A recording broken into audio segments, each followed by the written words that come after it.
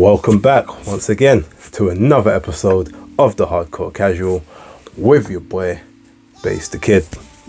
Obviously, I've done both of these back to back, so yeah, I'm in the same get up. There's nothing untoward about it. Obviously, man's got pure clothes, but but yeah, as always, please like and subscribe, share with a friend, a colleague, a relative, an associate, an enemy, any and all in between.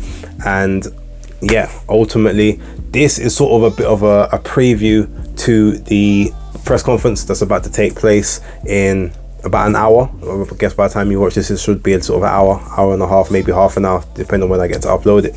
So with that being said, I just want to sort of run through some thoughts on that particular event, and let's see where we get to. So without further ado, let's get into it.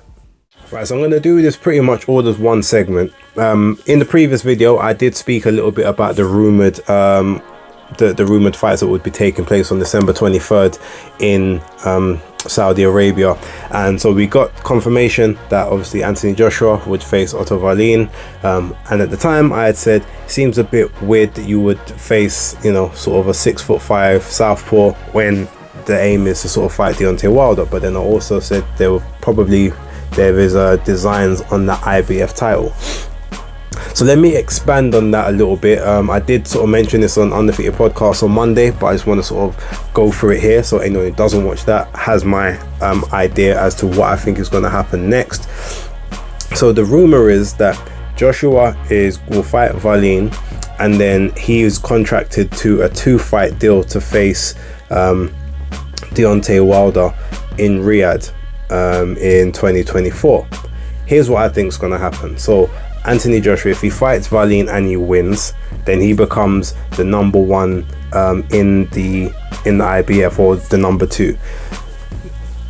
Filip Hrgovic is going to be elevated to the IBF full heavyweight champion come March, because in February there is obviously the rematch to take place between Usyk and Fury. And I'm assuming that whoever loses that fight will enact that rematch clause, so ultimately they will get stripped of the IBF title. So Filip Hrgovic will get that.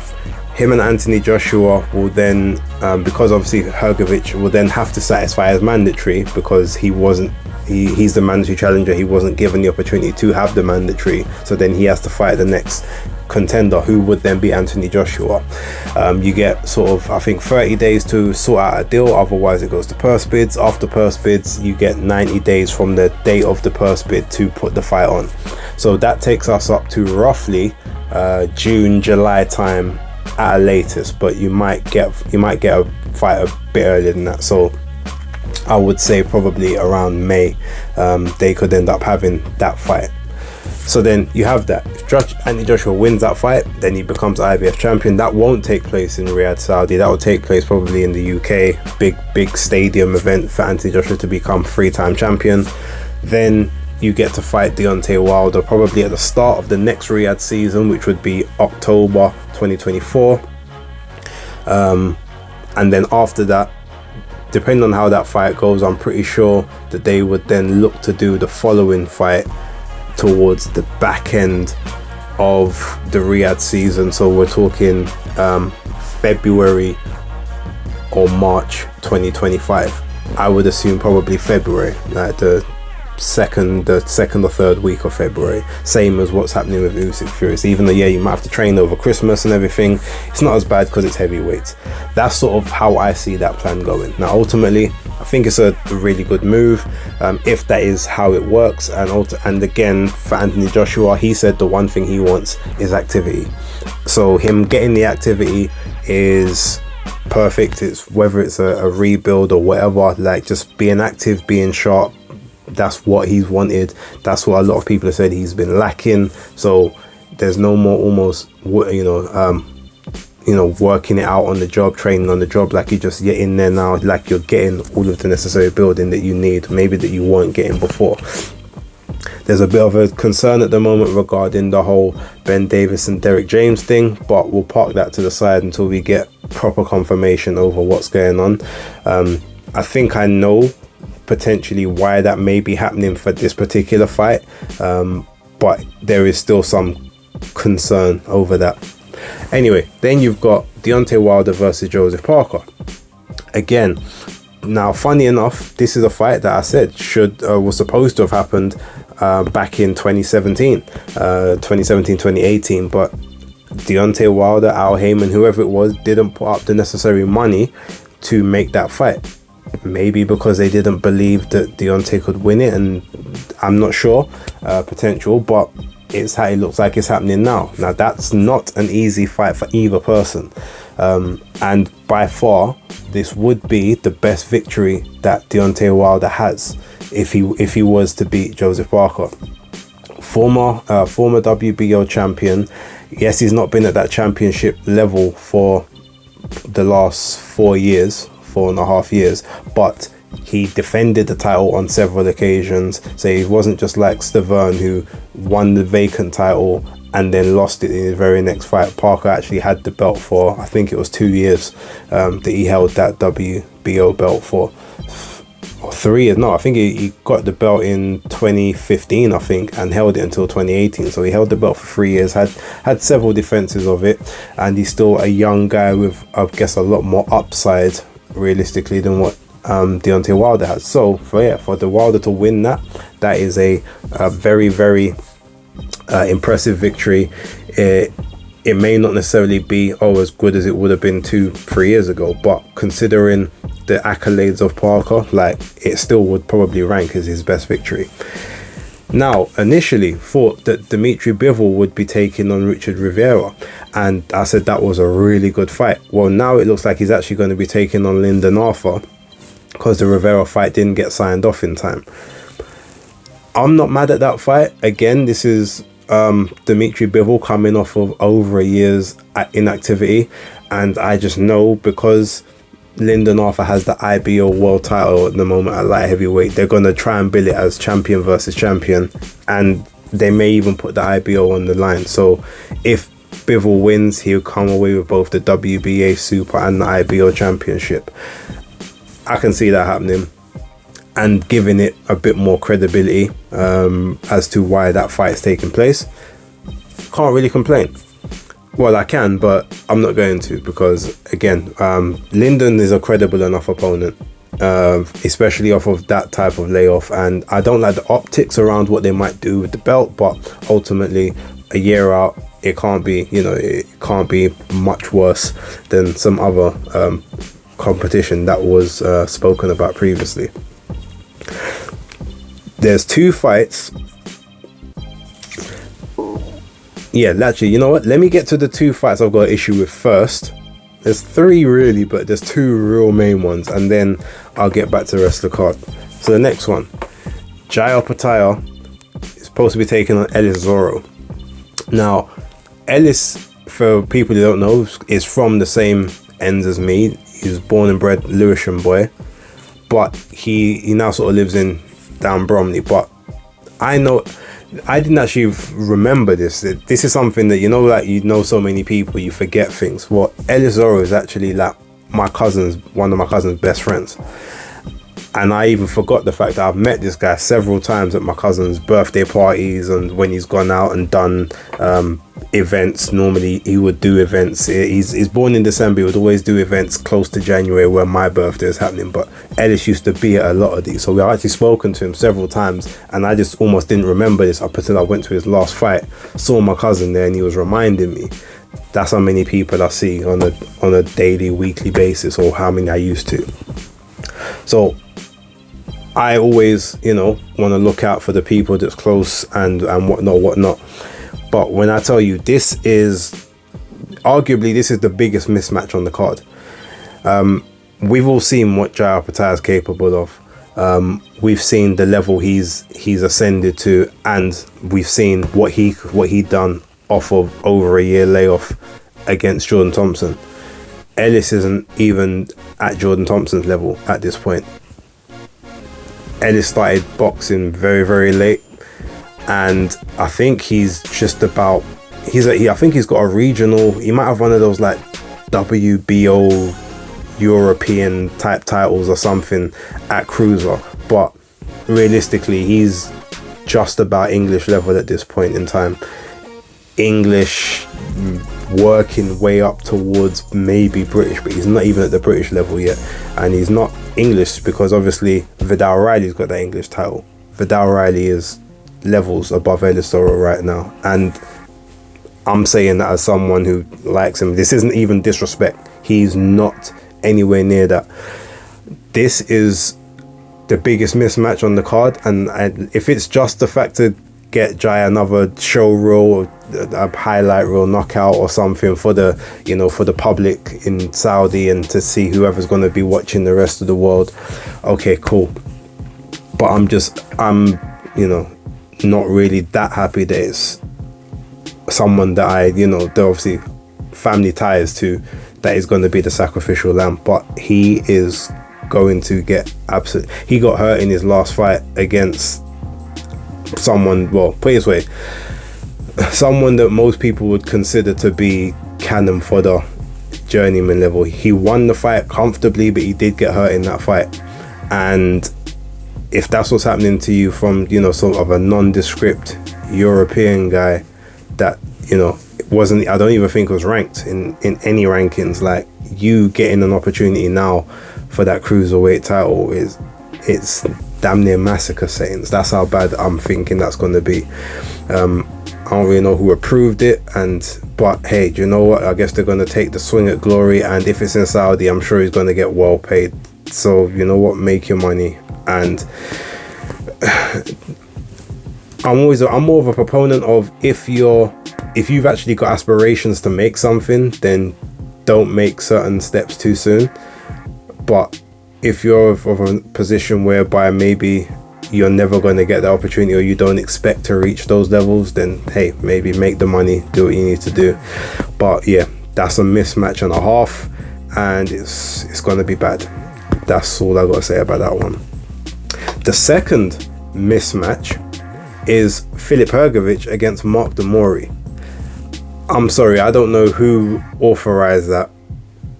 And it's not even a mismatch because, like, Mark Demori isn't in any rankings whatsoever. And outside of that, Filip Hrgovic is supposed to be the #1 rated IBF contender. There should be a mandate that you at least have to fight someone in the top 10 or the top 15 of the IBF rankings in any fight in order to maintain that position. Or unless you're, you know, fighting 5 or 6 times a year, you might get one gimme here. But to be on a big show like this, and Mark Demori is who you select or who you approve, like, have you not got any shame? Okay, I know you haven't looked good in the last 2 fights against Zhang Zhilei and Dempsey McKean, but that shouldn't be an excuse for you to be going literally down to, I can't even say area level. I don't even know what type of a level we can really call Mark Demori at this point. The same guy that got stopped in 1 round 8 years ago by a David Haye that was past his best, if we're being honest. And you were supposed to be like one of the, you know, top 10 in the world, are fighting someone that's probably not even in the top 75. And that's not even a stretch me saying that. I'm probably, if I really went through it, I could probably think of 74, 75 better heavyweights out there than Mark Demori right now. But yet that's who you're taking on. I'm sorry, to me that's disgraceful. Whoever sanctioned that, I know obviously, look, Saudis out, they've got infinite money, but they don't want to spend infinite money. I get that, but you could have got someone at least in the top 30. A Jerry Forrest would have been much better than that. Johnny Rice, speak to Johnny Rice. That would have been a good fight. Guido Vianello even, or one of those guys. But yeah, Mark Demori. Anyway. Look, you know what? I'm not even going to dwell on it. It's horrendous and it's embarrassing. And Filip Hrgovic, yeah, I can understand wanting to protect your position, but you can still protect it with someone that's at least going to put up some resistance. Like, that's going to be a 1-round job, 2-round job at the very max. And then what are you learning from that? You've wasted the camp. That's a waste of a camp, really and truly. It doesn't matter what shape Filip Hrgovic turns up in. I'm gonna be real. He could have not trained for the entire fight and only have 2 rounds of energy in his body, and he gets Mark Demori out of there before he runs out of energy. That's literally how easy this fight's going to be. So yeah, that's disgraceful. The other one, which I would say is, it's not disgraceful, but I guarantee you it needs to be the very first fight on the card, because it's going to be the most boring fight, and that's Frank Sanchez versus Junior Fa. Now, Junior Fa will be able to present some problems to Frank Sanchez with his height and his reach, but he is a very negative sort of safety first type fighter. He probably will be even more so now since he got KO'd by Lucas Brown. I don't think he's fought since that fight. I'd have to double check, but that took place back in 2021, I think. And I think it was either first round or second round where that happened, and it was a really, really bad KO. When he fought Joseph Parker, it was a very sort of negative fight. There's a lot of holding on the inside or trying to keep things at range. Frank Sanchez isn't the most action-packed guy either, so that fight is just not gonna excite at all. Sanchez is gonna win it very comfortably. Whether he gets a stoppage or not, I don't know, but that's not gonna be a fan-friendly fight, and whoever put that together clearly doesn't like the fans. That's what I will say. Now, with regards to that, Filip Hrgovic should have been fighting Frank Sanchez.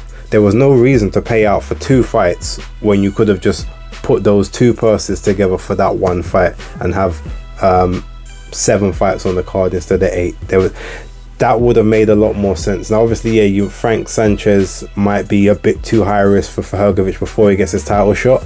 Cool, but if you're going to be a champion, you should be fighting the other people that are in and around your space. That is more the fight to make, as opposed to putting the 2 of them in against like bullshit opponents separate.